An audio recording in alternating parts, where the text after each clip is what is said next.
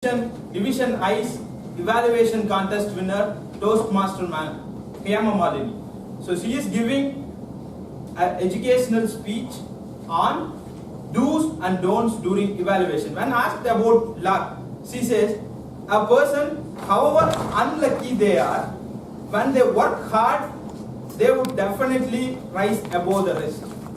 Without much further ado, let me call upon Toastmaster Hemamalini to deliver an educational speech on do's and don'ts during evaluation. Do's and don'ts during evaluation. Toastmaster Hemamalini. How many of you have had severe stage fear? How many of you broke that stage fear in Toastmasters? And how many of you broke that fear outside of Toastmasters? Well, the rest of the pack, talk to them in person and know what a cruel world it is outside. Because over here in Toastmasters, every single member lends a helping hand to one member who's just falling down and faltering. But when you look at the outside world, where I practiced my talking, I quit for 6.5 years. Not just from public speaking, but from singing, from dancing, and from anything that involved the crowd.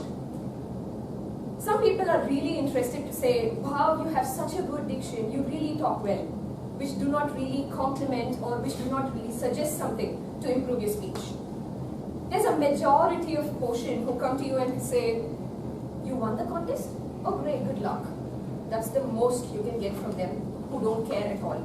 But over here in Toastmasters, you have a set of really friendly people who really care for you even when you don't ask for feedback and evaluation. There's a third category of people out there in the real world. And this category, it's the most dreaded. And these were the people who really pushed me from participating in any contests, who gave me the creeps. This set of people, they said, Hema, you don't have to do Bharatanatyam on stage. You don't have to shake your head too much. You don't have to really back your eyelids so much. It seems artificial, not to me, but some other people might feel it that way. These people tried to be very subtle by using somebody else's name, but actually they were being really brutally honest, which I was not really ready to hear. That's exactly the difference why people choose Toastmasters over the real world out there. And as a Toastmaster, and more specifically as an evaluator, you are the face of Toastmasters. Every speaker out there is looking for some sort of a change in his speech, in his role playing, in his leadership. And evaluation is an integral part of Toastmasters that just sets it uniquely distinct. Most of the evaluations happen apart from the stage, outside the meeting, offline. And it's very important that each of us know how to just deliver that evaluation right. Today I'm here standing amidst really senior and experienced Toastmasters with absolutely no great experience with good evaluations. But I have my fine share of bad evaluations to tell you how positively to do an evaluation. So these were a few thoughts I had in mind, a few of the approaches that I used to just handle evaluations in Toastmasters. Because it's kind of like that Jungle Book quote. The strength of the pack is the wolves and the strength of the wolves is the pack. So is a Toastmasters club. A club's strength is going to be its members, and when you let a member grow, you're going to let your club grow. And how will your club grow? Through effective evaluations. So I just noted down a few, probably 10 points with which I managed and I approached evaluation for the contest. So a quick thing, please feel free to correct me if I'm wrong, please feel free to add your own points, because rule number 1 in evaluation, or anything for that matter, there are no rules. You've just got to bend the rules, you've just got to break the rules. It's only then where you will really attract people's attention. Now, only a student who breaks the rules catches the eye of the teacher. So when you're there as an evaluator, try to do something different. That's the very first thing that you should have in mind. As a speaker, as an evaluator, as a role player, Toastmasters offers you that opportunity to be different. So rule number 1, bend the rules, there are no rules. Try to be free, try to really experiment on different types of evaluation that you can do. The second point that I wanted to say was, bend the rules, break the rules, but stick to the basics. Toastmasters has this basic philosophy of evaluations. There are so many different techniques, 5C techniques, 6 Sigma techniques, 7T techniques, sandwich techniques.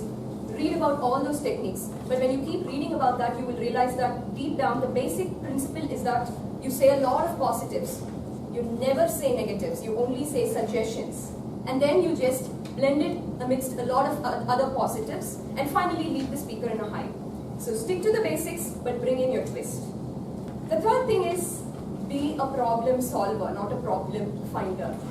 Anybody can find mistakes in a speaker.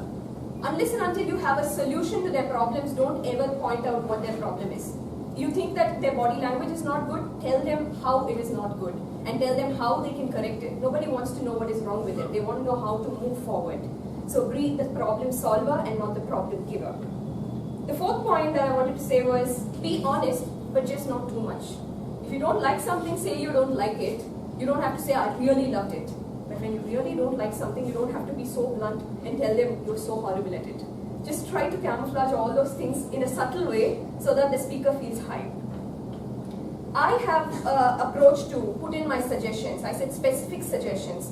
So my suggestions will have to answer 4 questions according to my perspective, 4 WH words. What or which, where, why, and how. If you think that he is to develop on body language, say which aspect he has to improve. I think your body language could have been better. So say what has to be improved or which has to be improved. The second step will be where. Just tell him where you noticed that in his speech. Because there was this one instance where you just moved from this place to another. I just saw that. Quote the instance where he did that in his speech with reference to his speech. The third question is why. Tell him why you felt it was distracting or why you felt it was really good. Tell him you were moving too much, I had to really concentrate here and there, that I was getting distracted. Give him the reason. And the fourth and the most important thing, tell him how. Without giving the solution to the problem, you cannot really help a speaker. So tell him how he can do better. Say, have a fixated stance, look at the audience, give him ways how to improve. So what, where, why, and how. Make your suggestions answer to these 4 simple questions. The next thing is, how do you generally evaluate? It's a very common thing. You evaluate with what you see. And what do you see? You see the body language, you see the gestures, the facial expressions, the movements, you see how he uses the visual aids. You also evaluate with what you hear. And what you hear the voice modulation, you hear the beautiful language, the words, the rhetorical devices. Evaluate with what you hear. And the third thing is evaluate with what you feel. Evaluate with your heart. Just see how that speaker makes that connection to you. How did you empathize that speaker? Were you able to stand on his shoes to realize what he was saying? Look at what you feel. And the fourth thing is what you really thought about the entire thing. So use your eyes, your ears, your heart, and your mind to evaluate a speech. Just put all this together and you'll have an analysis. The thing is, like a speaker who delivers a content and he has a delivery, and how we look in evaluation in 2 different ways. Even an evaluation has 2 parts. One is the part where we analyze while sitting over there. The second is the part where we come over here and deliver the evaluation. So how do you make that evaluation stand out? It's kind of like my mentor says, it's a mini CC4, and I also use a similar approach, because a CC4 has an introduction, a conclusion, a substantiating body like any CC2 objective. A CC4 also has beautiful rhetorical devices. It has no jargon. It can use a lot of quotes, analogies, metaphors. And when you make your evaluation with reference to something, it just anchors so deep into the audience. So try to use analogies, but make sure they're not like standard templates.